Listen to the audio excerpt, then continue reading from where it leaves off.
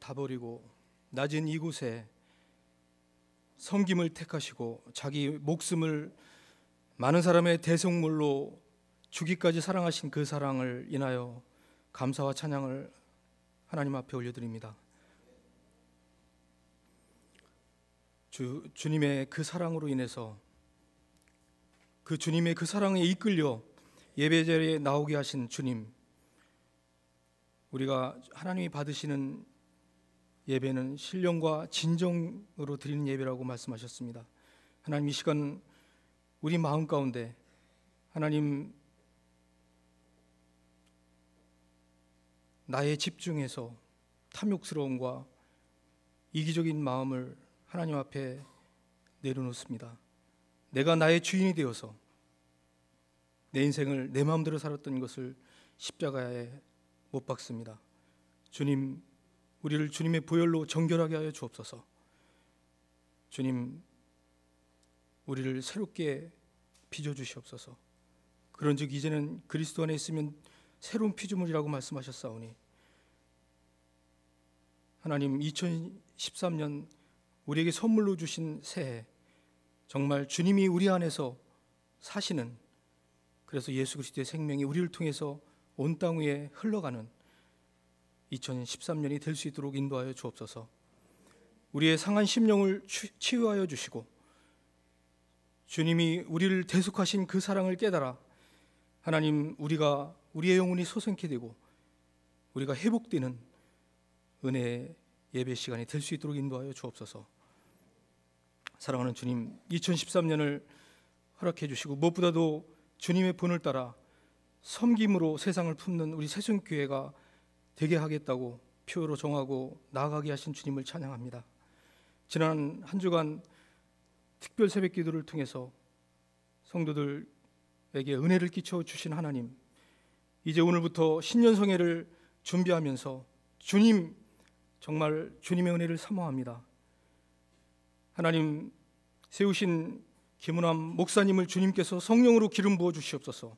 종을 통해서 주의 교회 우리 성도 개개인에게 말씀하시는 음성을 우리가 듣기를 원합니다. 하나님, 주님의 이름이 이 땅에서 조롱받고 있습니다. 짓밟히고 있습니다.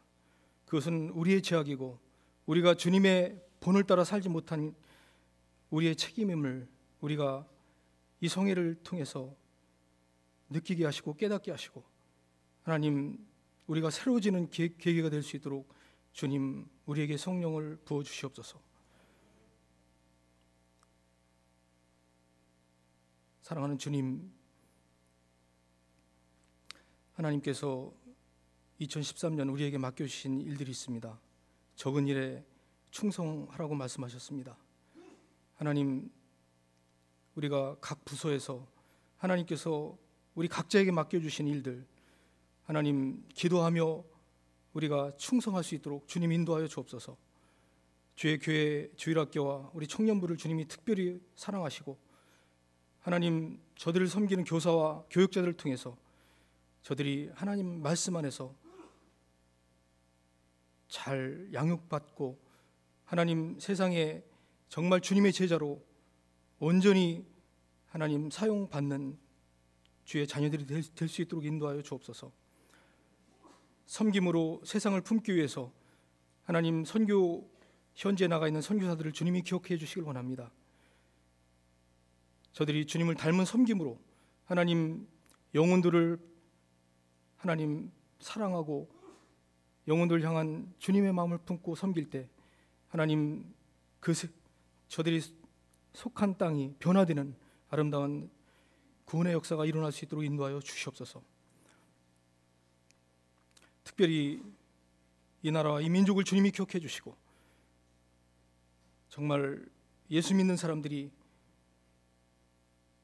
주님의 본을 따라서 하나님 섬김으로 세상을 변화시키는 이러한 일들이 2013년에 우리나라에 일어날 수 있도록 주님 도와주시길 원합니다. 주님이 따르는 자에게 자기를 부인하고 날마다 제 십자가를 지고 나를 쫓을 것이라고 말씀하셨는데 하나님, 그 주님의 하나님 명령대로 우리가 자신에게 집중하기보다는 다른 사람을 위해서 하나님 자기를 부인하는 그런 제자의 도를 우리가 굳게 할 수 있도록 주님 도와주시옵소서.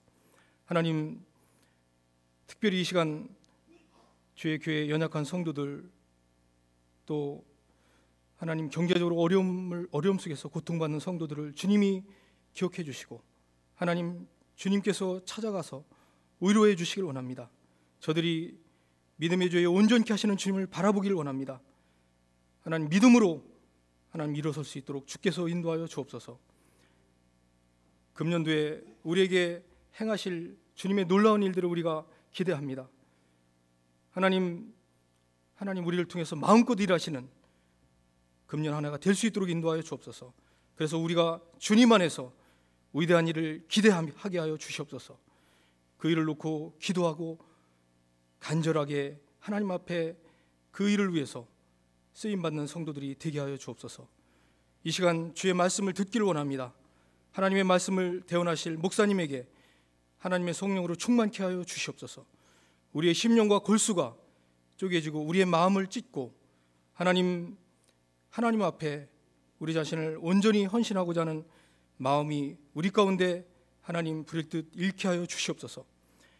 이스라엘의 찬송 중에 거하시는 주님, 희운 찬양대를 통하여 주님 영광받아 주시옵소서. 주님의 임재가 이 예배 가운데 온전히 충만하게 임하여 주시옵소서.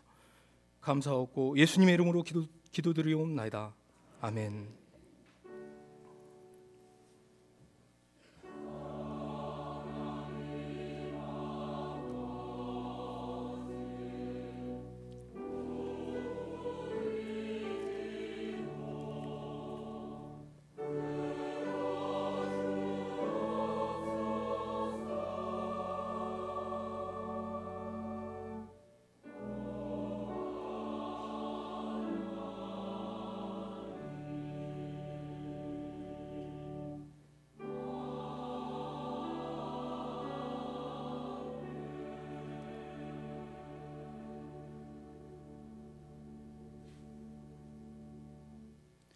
봉헌하겠습니다.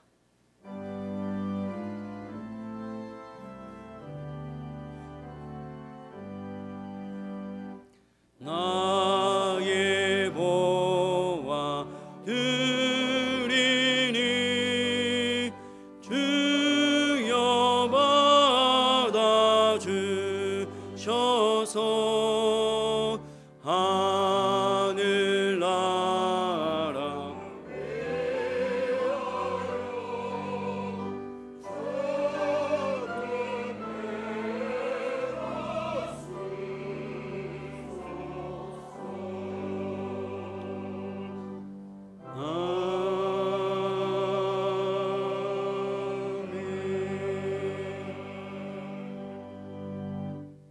우리를 구원하신 그 은혜와 우리와 함께 하심에 대한 감사와 믿음과 정성을 담아 이 시간 우리 하나님께 예물을 드립니다. 우리 하나님께서 우리의 마음과 드리는 이 예물을 받으신 줄 믿습니다. 올 한 해 우리 새순교회와 우리 성도들 가운데 언제나 함께 하심으로 하나님의 사역을 능히 감당하는 교회가 되게 하시고 승리의 찬양이 있는 우리들의 삶이 될 수 있도록 역사하여 주시옵소서. 감사드리며 예수님의 이름으로 기도드리옵나이다. 아멘.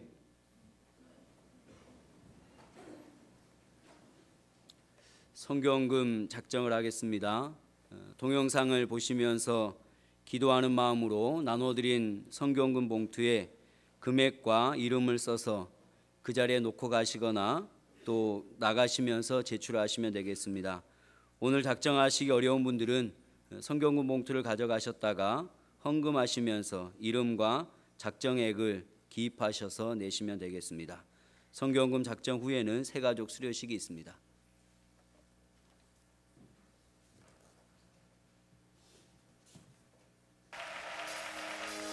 여기 지금 나오고 있는 영상들은 우리가 후원하고 있는 선교사들의 선교 현장의 모습들입니다. 우리가 현장에 가서 복음을 전하지 못한다 할지라도 우리가 기도로 여러분들의 드리는 그 선교 헌금이 저들에게 참으로 복음의 씨앗이 돼서 뿌려지고 있다는 사실을 기억하시면서 여러분 우리가 모두가 함께 이 선교 헌금에 동참을 하십시다. 내가 가지 못한다 할지라도 우리가 기도로 물질로 함께 동참할 수가 있습니다. 여러분의 그 드려지는 헌금이 저들에게는 희망이 되고 꿈이 되고 소망이 되고 저들에게는 새로운 삶의 역사를 만들어줍니다. 많은 금액이 필요한 것보다도 여러분들의 기도와 사랑이 필요합니다. 여러분의 그 헌금 속에 저들에게 복음이 전파될 수 있는 사랑의 마음을 담아서 함께 동참해 주시기를 부탁을 드립니다. 우리 모두가 선교 현장의 일꾼들이 될 수 있는 방법은 기도로 저들을 후원하고 또한 우리가 저들을 위해서 정말 힘써서 우리의 마음을 전하는 것이 좋습니다. 이 시간에 여러분 헌금 봉투에 자기의 이름을 쓰셔서 다음은 얼마라도 함께 동참할 수 있는 시간이 되기를 바랍니다.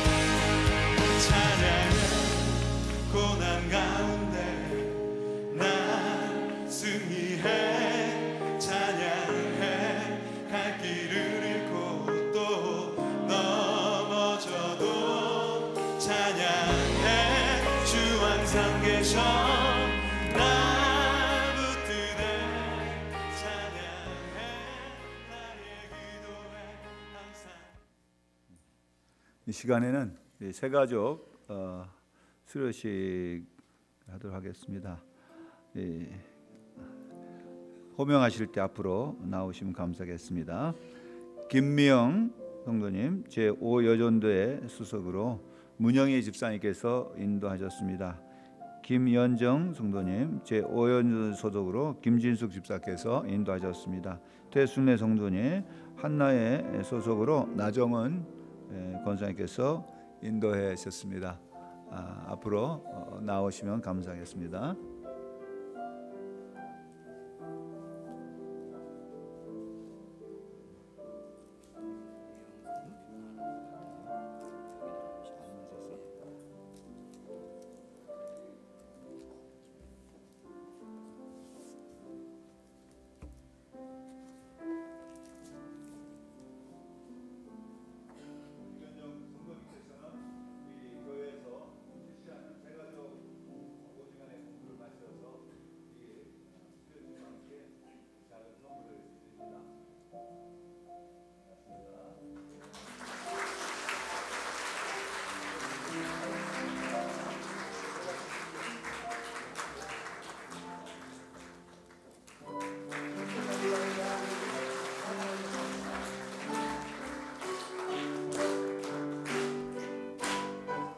니다 주님의 이름으로 축복합니다. 주님의 사랑으로 이곳에 모인 주의 거룩한 자녀에게 주님의 기쁨과 주님의 사랑이 충만하게 넘치기를. God bless you. 축복합니다. 주님의 사랑으로 축복합니다. 축복합니다. 감사합니다.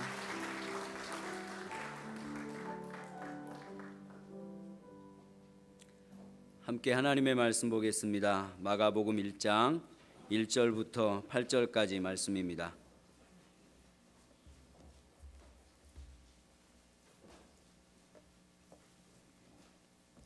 신약성경 53쪽에 있습니다.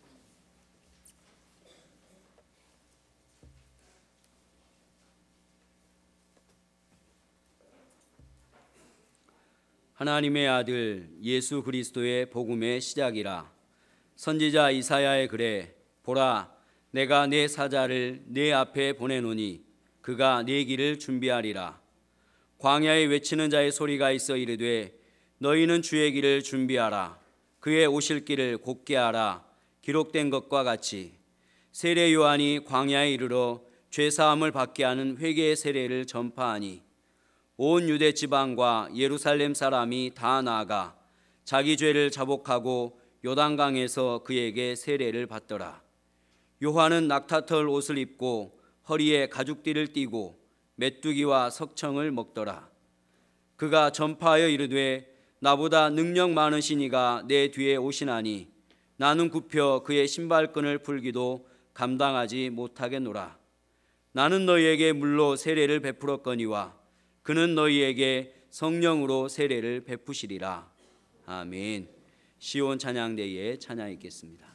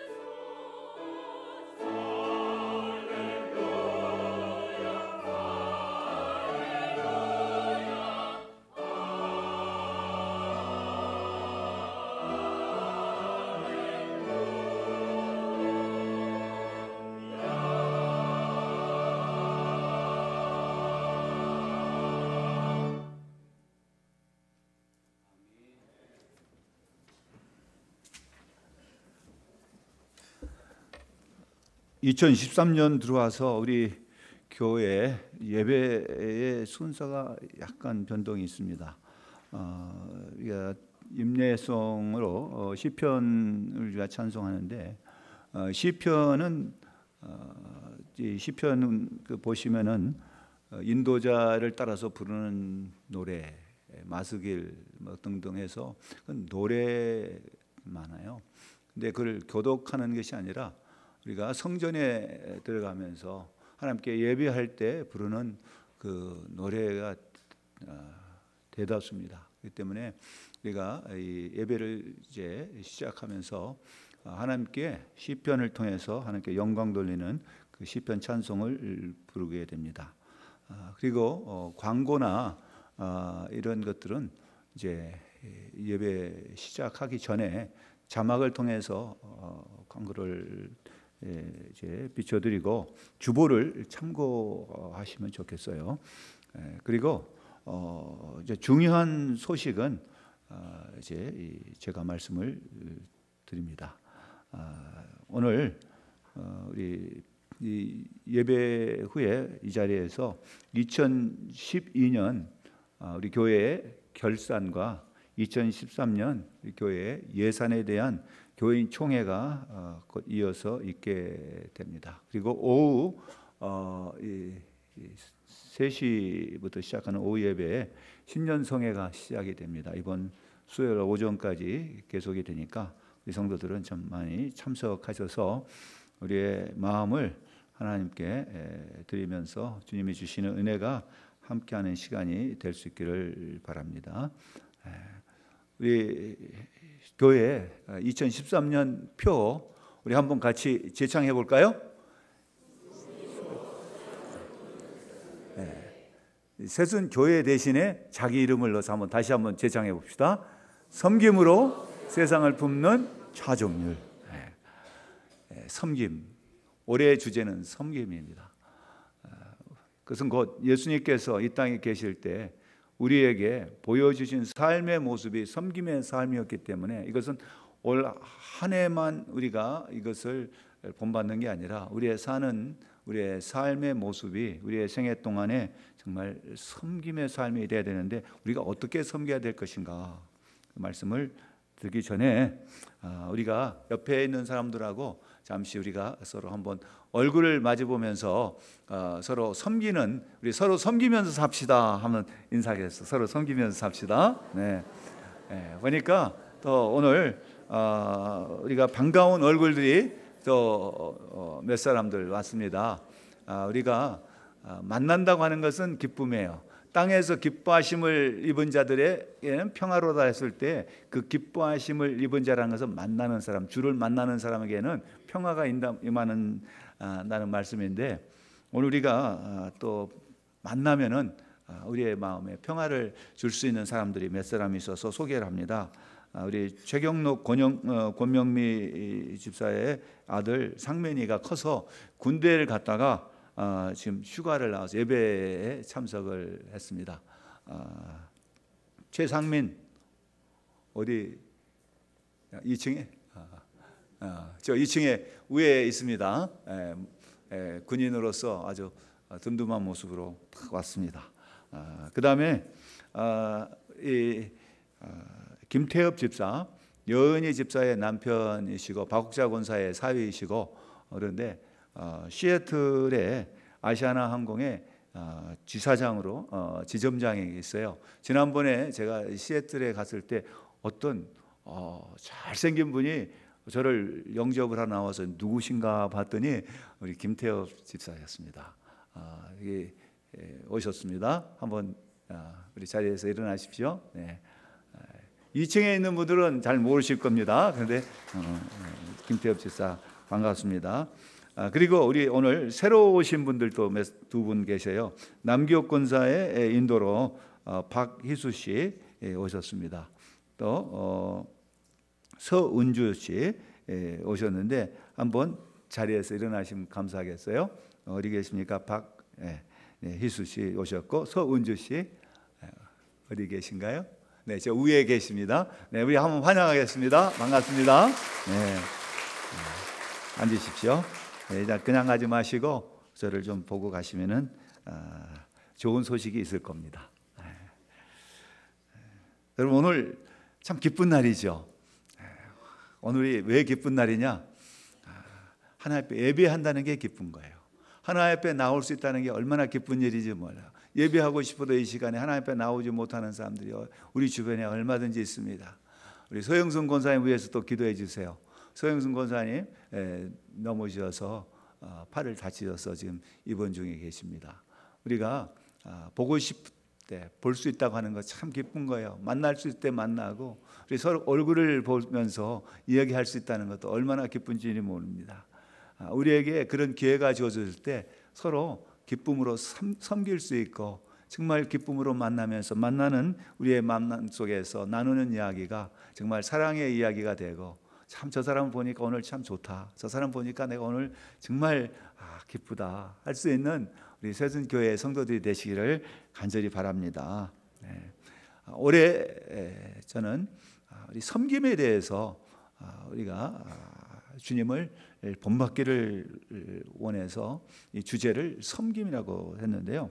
이 마가복음을 통해서 말씀을 드리려고 합니다. 그래서 오늘은 마가복음의 주제와 마가가 누구인가, 그리고 마가는 예수 그리스도를 어떻게 소개하고 있는지를 말씀을 드리려고 하는데, 누가복음을 보면은 누가복음에 시작할 때 누가는 예수 그리스도의 탄생을 소개하기 전에 사가랴라고 하는 제사장의 이야기를 먼저 소개를 하면서 그 다음에 오실 예수 그리스도를 말씀을 했는데, 오늘 마가는 그 누가처럼 세례 요한을 우리에게 소개하면서 세례 요한의 섬김의 모습을 통해서 예수님께서 이 땅에 어떤 모습으로 사셨는가 하는 것을 미리 예고를 하고 있는 그런 부분을 볼 수가 있습니다. 그래서 먼저는 우리가 이 마가가 누구인가, 이 저자인 마가가 누구인가, 요한 마가라고도 마가 요한이라고도 하는데, 이 마가 요한은 사도행전 12장을 보면은 베드로가 잡혔습니다. 그래서 옥에 갇혀 있는데 하나님의 사자가 밤중에 나타나서 그를 묶고 있는 걸 다 풀어주고 옥문도 다 열었어요. 아무도 그걸 몰랐는데 베드로를 깨워서 베드로가 이제 나와 가지고서 간 곳이 이 마가 요한의 집이었어요. 그곳에 그를 위해서 기도하는 성도들이 있었는데 그곳으로 찾아갔습니다. 그래서 그곳을 가리켜서 마가 요한의 어머니 마리아라고 하는 사람의 집이라고 소개를 12절에 사도행전 12장 12절을 보면 그렇게 소개를 하고 있어요.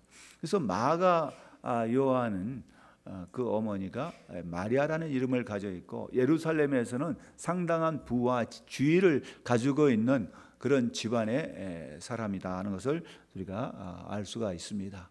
또 미루어서 우리가 한번 추측해 보건대 그의 집에 모여서 성도들이 베드로를 위해서 기도했던 걸 보면은 아마 그 집에서부터 예루살렘 교회가 태동하는 그러한 가정 교회가 되지 않았을까라고 생각해 볼 수가 있습니다. 그러나 이 마가는 예수님을 직접 만났거나 누가처럼 예수님의 이렇게 그 선택받은 제자는 아니었어요.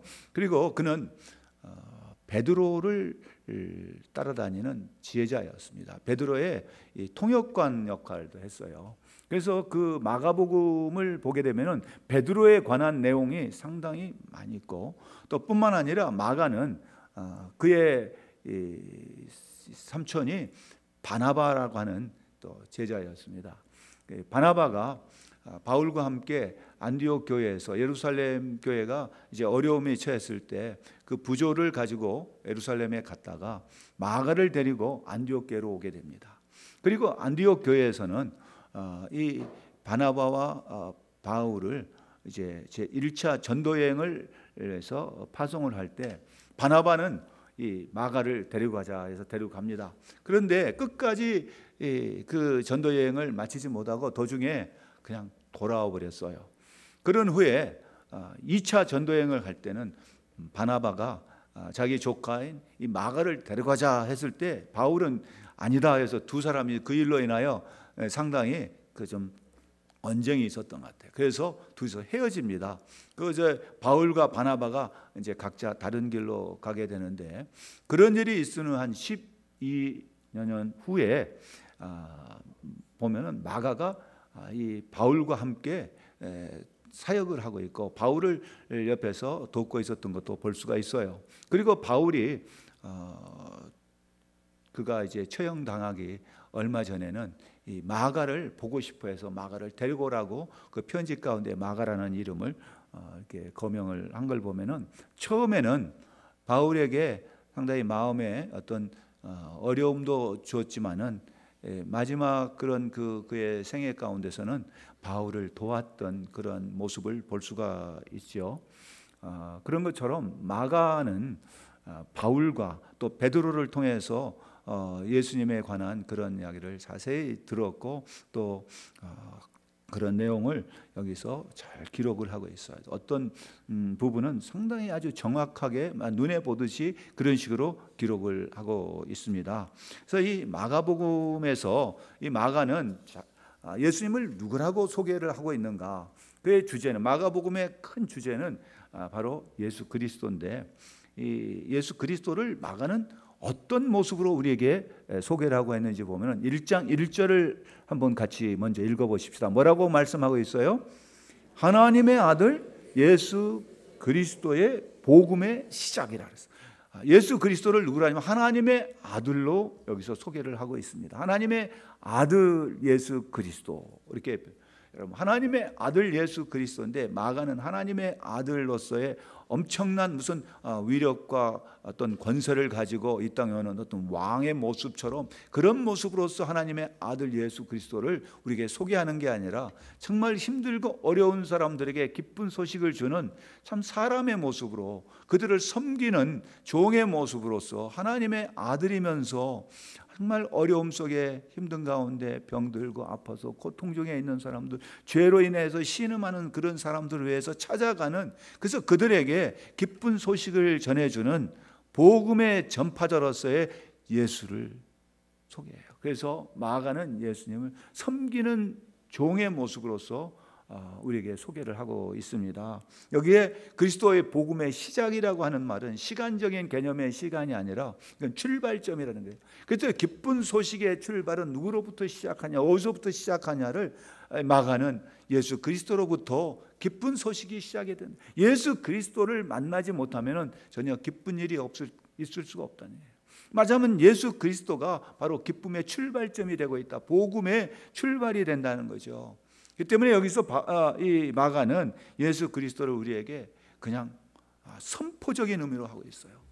앞서서 우리가 어떤 글을 쓴다고 하면은 어떻게 글을 써야 될까 상당히 처음에 시작하는 그런 그 표현을 우리가 관심을 갖어요. 참 쉽지 않아요, 그걸 표현할 때. 그런데 이 마가는 아주 앞에 어떤 다른 군더더기 하나도 없이 그냥 하나님의 아들 예수 그리스도의 복음의 시작, 뭐 앞에 어떤 다른 어떤 미사여구 하나도 없어요.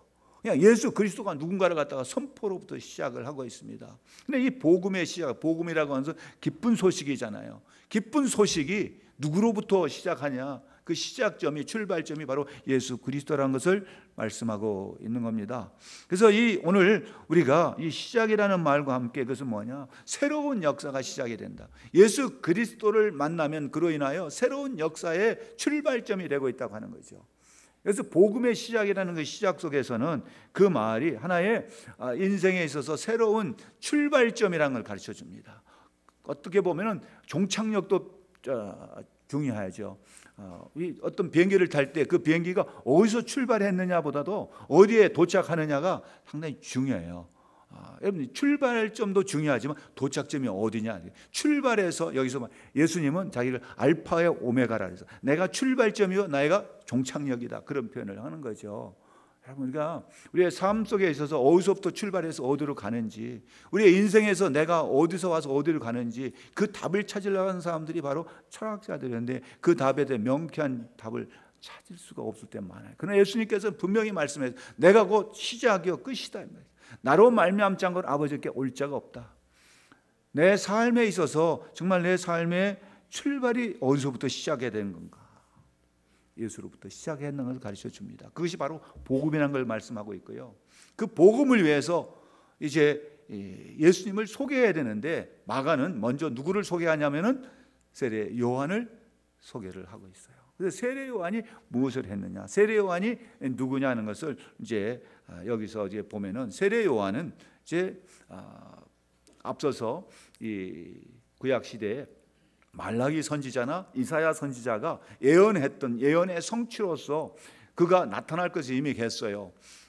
예수님이 오시기 전에 미리 예수님이 오시는 메시아가 오시기 전에 메시아의 그 길을 가는 그 길을 준비하는 하나의 사자를 보낸다.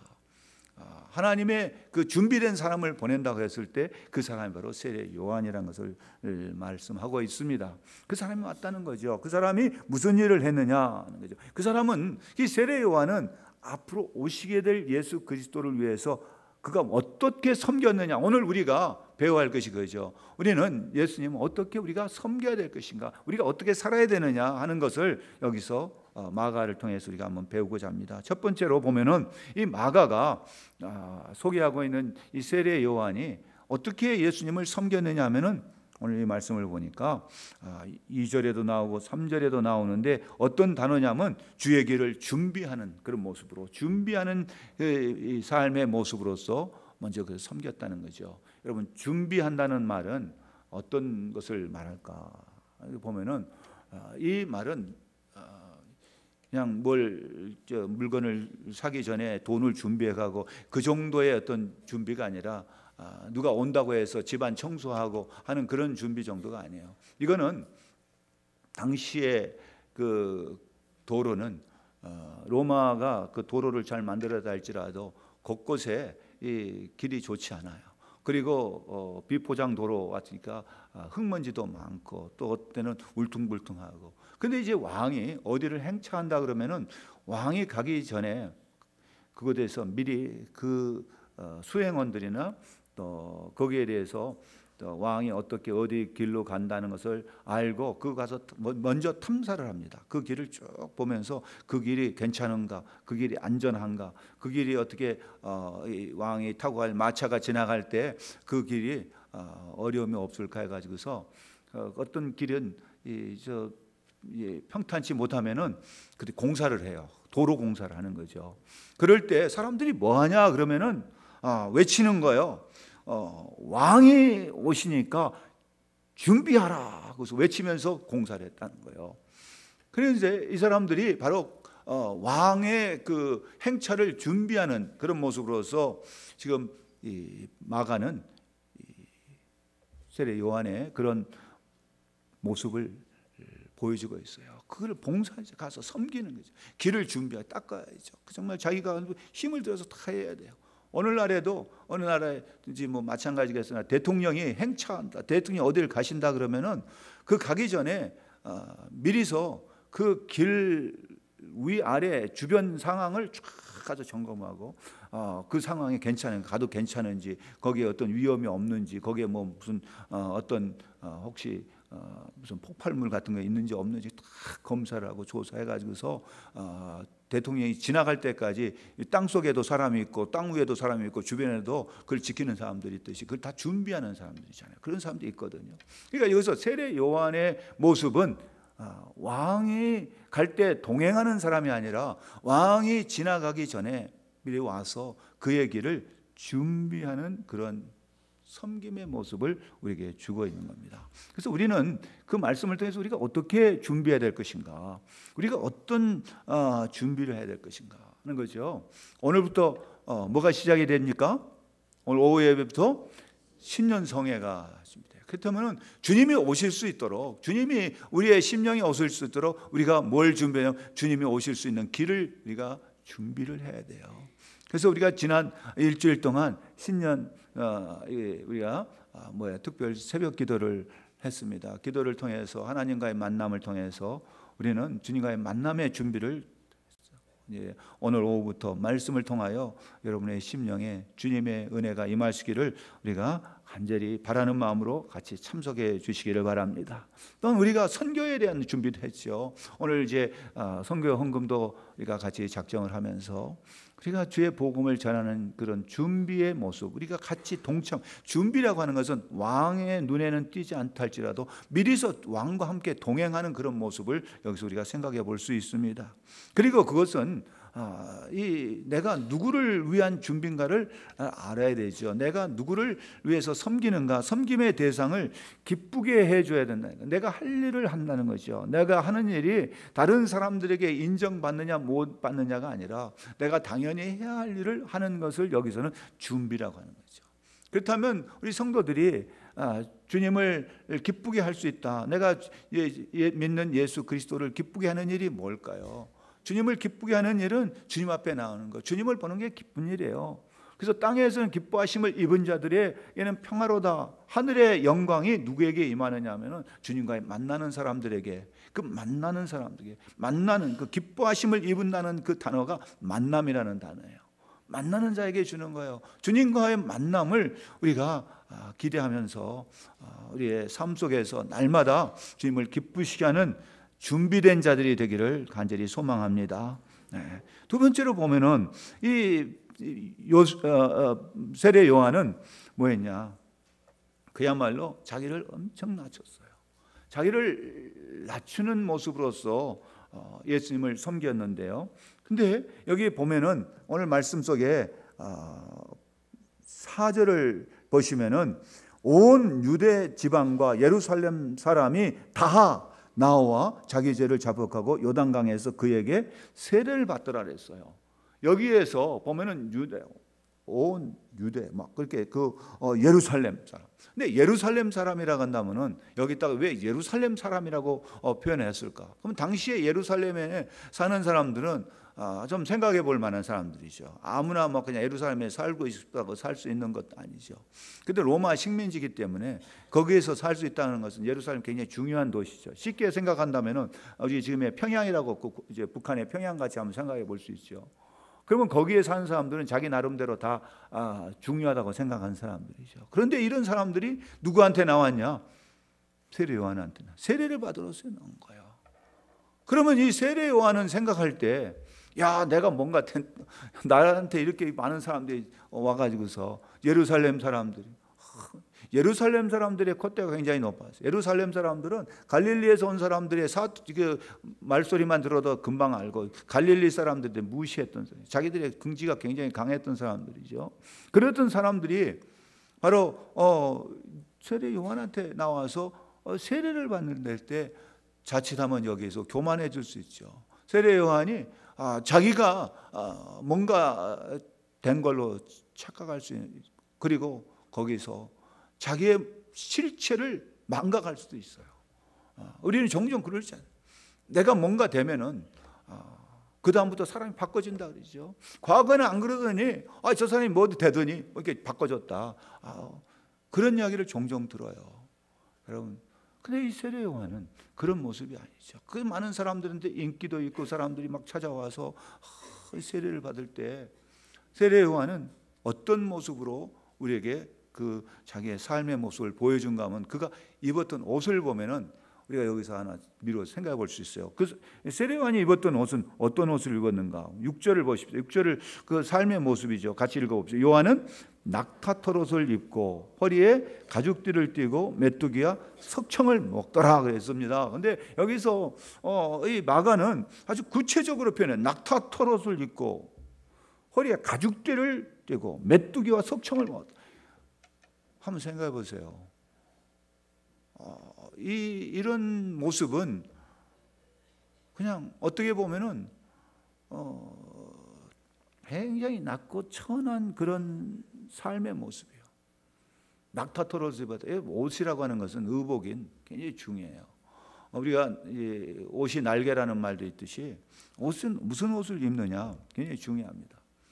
바울이 빌립보 가가지고서 처음으로 복음을 전했던 사람 가운데 누가 있냐면 여자 루디아라고 하는 여자가 있습니다. 근데 루디아라고 하는 그 여자가 했던 일이 뭐냐면 그 사람은 옷 장사를 하는 사람이에요. 근데 무슨 옷을 팔았냐 하면은 그냥 일반적인 사람이 입는 옷이 아니라 고관들이 입는 그 옷을 팔았어요. 근데 그 색깔이 로마 제국 시대에 고관들은 무슨 옷을 입느냐 하면은 자주색으로 였어요. 홍색 옷. 그래 이 로마 병정들이 예수님한테 유대인의 왕이라니까 홍색 옷을 입히고 막 때리고 그랬잖아요. 그리고 실용했단 말이에요. 그러니까 이 자주 장사 그랬는데, 그러니까 이 루디아가 만나는 사람은 일반적인 사람이 아니라 그 당시에 아주 고위층의 사람들을 만나서 그들에게 이제 물건을 팔았던 사람이죠. 물건만 파는 게 아니라 그들 통해서 이제 복음이 들어가기도 했다고 보는 거죠. 근데 이 요한은 그 유대와 온 이제 유대 사람들 또 예루살렘에 있는 사람이 그에게 나오는데, 그렇다면 옷을 좀 근사한 옷을 입어야 될 거 아니에요. 무슨 뭐 제사장들이 입는 무슨 이제 그 의복을 입는다든가 혹은 뭐 다른 뭔가 좀 지체 있는 듯한 옷을 입어야 되는데 무슨 옷 낙타와 털옷을 입었어요. 여러분 이걸 또 보는 순간에 어떤 사람은 그 모피 값이 얼마나 갈까?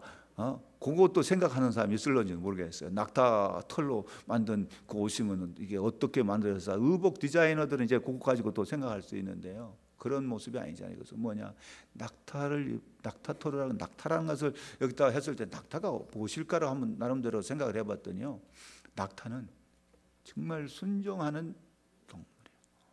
낙타는요 아침에 시작할 때 물건을 싣기 위해서 무릎을 꿇고요, 하루의 일을 마칠 때 물건을 내릴 때 무릎을 꿇어요. 그래서 낙타의 특징은 무릎을 꿇는데 아주 그 모습을 볼 수가 있는데, 저는 그 입었던 옷을 통해서 세례 요한의 그 겸손한 모습, 그만 낮아지는 모습이 여기서 간접적으로 나아가는 우리에게 그걸 주지 않을까.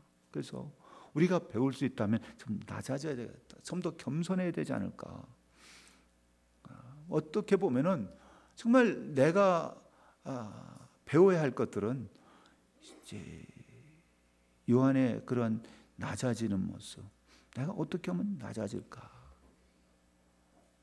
때로 우리가 교만해져요. 때로 나는 뭐가 된 줄로 착각할 수가 있어요. 그러다 보면 다른 사람한테 상처를 줍니다. 다른 사람에게 내가 별로 뭐 나쁜 이야기도 안 했어도 그 사람은 나의 교만한 모습을 보고 그 사람은 싫어할 수도 있어요. 우리가 살다 보면은 또 내 삶의 모습도 또 다른 사람의 모습도 별로 마음에 안 들 때도 참 많습니다. 왜 그럴까?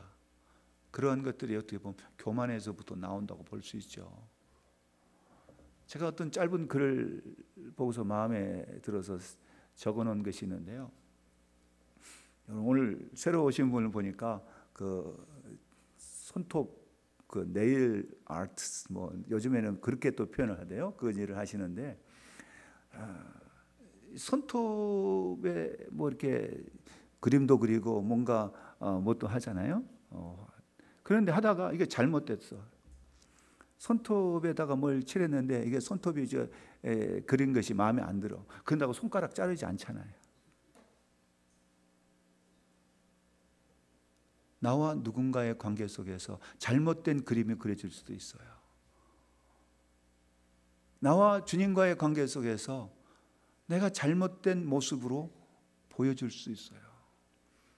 그렇다고 주님은 우리를 자르지 않는, 나와 누군가 관계 속에서 잘못된 그림이 있다고 그 사람 관계를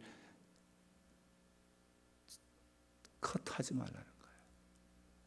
뭐 해야 되냐? 그때는 나를 낮추라는 거예요. 그걸 가르쳐서 영어로는 understand라는 거예요. 그 사람보다 낮게 서라는 거죠. 그게 이해입니다. 여러분, 우리의 모습이 어떤 모습인가? 내가 섬긴다는 모습이 어떤 모습일까? 내가 좀 더 낮아져야 돼요. 세례 요한은 자신의 실체를 알고 낮아졌습니다. 사람들이 왜 교만할까? 자기의 실체를 착각할 때 나오는 거죠. 우리가 배워야 할 것은 나의 실체가 뭔가, 주님 앞에 내 모습이 어떤 모습이 되어야 될 건가요? 스코틀랜드 가정에 스코틀랜드 사람들이 좋아하는 표를 붙여놓는다는데 이런 표를 붙여놓는다. 나는 봉사하기 위해서 구원받았다. 나는 섬기기 위해서 구원받았다. 영어로는 saved to serve. 내가 구원받은 것은 봉사하기 위한 거라는 거죠. 그 때문에 섬김이 없는 그 삶은 구원의 감격을 모른다는 거죠. 구원의 감격이 없는 사람은 다른 말로 섬기지 않는다는 거죠. 하나님께서 우리에게 맡겨주신 가장 중요한 사명 중에 하나가 바로 섬김이라는 얘기입니다. 저는 종종 내 인생을 갖다가 운동 경기에다가 한번 비춰봐요. 나 운동 경기에다가 어떤 운동에다가 비춰보면 내 인생이 참 어떻게 좀 비교가 될까. 한때는 제가 골프에다가 인생을 비춰봤어요. 왜 그러냐? 내 인생 골프가 내 마음대로 안 돼요. 다른 운동은 어느 정도 하면은 내 마음대로 되는데 이거는 도무지 이거 마음대로 안 돼. 그래서 인생은 골프라 한 적도 있었는데 제가 테니스를 배우려고 테니스 라켓도 그 당시에 가장 좋은 테니스 라켓 사고 운동복도 사고 다 사가지고 딱 했는데 그때가 LA에서 가장 더운 때예요. 막 40도를 오르락 내리는 때 그 테니스를 배우려고 나갔더니 대학볕에서 이거 도대체 이게 배울 수가 없어요. 너무 더워가지고 뜨거워서 그래서 포기한 적이 있는데 그 다음에 인생은 테니스와 같다 그랬어요. 근데 왜 그러냐? 테니스는요 뭐부터 시작합니까?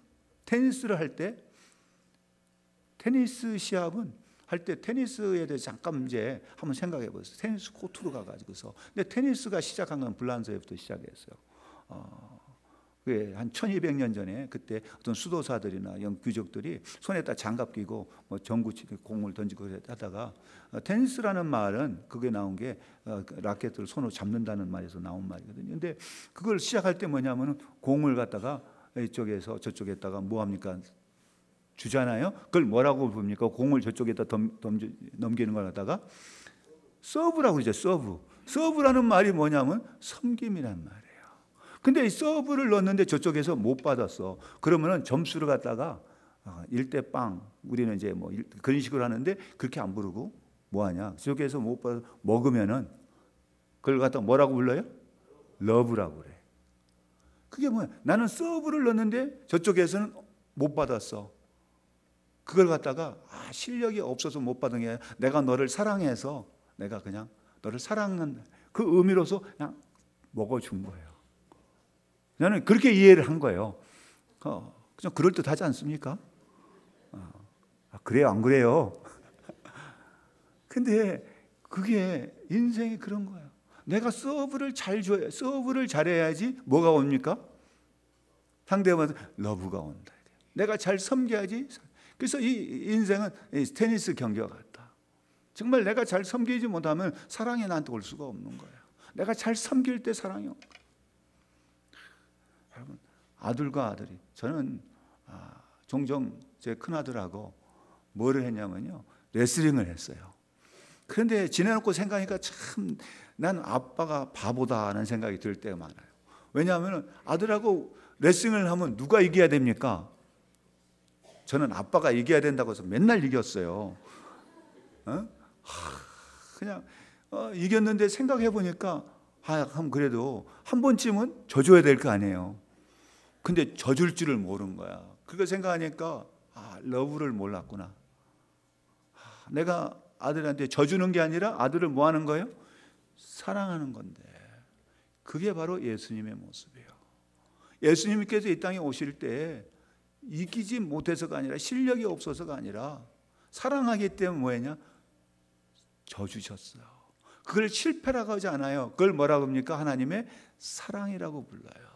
그게 섬김이에요. 예수님이 우리를 사랑하신 그 섬김의 모습은 우리 위해서 져주신 거예요. 십자가를 져주신 거죠. 실패자가 아니라 그것은 사랑의 최고봉이라고 그러잖아요. 우리가 배워야 할 것이 뭔가? 정말 주님을 사랑한다면 내가 섬길 줄 알아야 된다는 거예요. 내가 낮아질 줄 알아야 되고 겸손할 줄 알아야 된다는 거예요. 그 다음에 이 세례 요한의 마지막으로 보면 뭘 했냐면요, 그가 한 것은 예수님만 높였어요. 예수님을 향하여 오실 사람을 뭐라 합니까? 보면은 7절을 보십시다. 7절 읽어보십시다. 같이. 그가 전파하여 이르되 나보다 능력 많으신 이가 내 뒤에 오시나니 나는 굽혀 그의 신발끈을 풀기도 감당하지 못하겠노라. 얼마나 정말 주님을 높였는가. 예수님 내 뒤에 오실 이, 그는 나보다 능력이 많으신 분이다 이거예요. 그러니까 생각해보세요. 지금 얼마나 많은 사람들이 그에게 와 있어요. 예루살렘에 있는 사람들, 온 유대에 있는 사람들이 세례 요한을 다 찾아온 거예요. 그런데 내가 높다가 아니라 내 뒤에 지금 오고 계시는 이는 나보다도 능력이 많으신 분이야. 나는 거기에 비하면은 나는 그의 신발끈을 풀게도 감당할 수가 없어. 근데 거기에 보통 신발끈을 이렇게 푸는 모습에 굽혀 아주 구체적으로, 이 모습은 정말 그 당시 사람들이 들으면요 깜짝 놀라는 거예요. 굽힌다는 이야기는 내 생명의 주인, 당신은 내 생명을 당신에게 맡긴다 할 때 굽히는 거예요. 우리가 인사할 때 허리를 굽혀서 인사하잖아요. 그거는 당신에게 나의 모든 걸 맡깁니다는 것이 그런 의미를 갖고 있어요. 허리를 굽힌다는 얘기는. 근데 여기서 허리를 굽혀서 신발끈을 끌려면 무릎도 꿇어야 돼요. 근데 그런 일을 누가 했냐면은 종들도 계급이 있어요. 종들에게도 좀 고참, 신참, 거기서 또 지위가 또 있고 하는데, 신발끈을 푸는 종은 가장 낮고 천한 종이에요. 종들 사이에서도 이 종은 사람 취급을 못 받는, 그걸 신발끈을 푸는. 근데 신발끈을 풀면 뭐냐? 그 사람의 발을 씻어줘야 돼요. 그런데 자기는 그 일조차도 감당할 수가 없다. 내 뒤에 오시는 그 메시아 예수님에게 내 모습은 그의 신발끈을 굽혀서 푸는 일조차도 나는 감당할 수 없는 사람이다. 여기서 우리는 세례 요한의 모습을 우리가 한번 생각해 볼 수 있죠. 그 모습이 어떤 모습인가? 어떻게 자신을 그렇게 낮출 수가 있을까요? 예수님은 그를 가르쳐서 뭘 했습니까? 그런 세례 요한이 낮은 자라고 하지 않았어요? 여자들이 낳은 사람 중에 가장 존경받을 인물로 예수님은 평가를 하고 있어요. 여러분, 자기를 낮추는 자를 예수님은 높였습니다.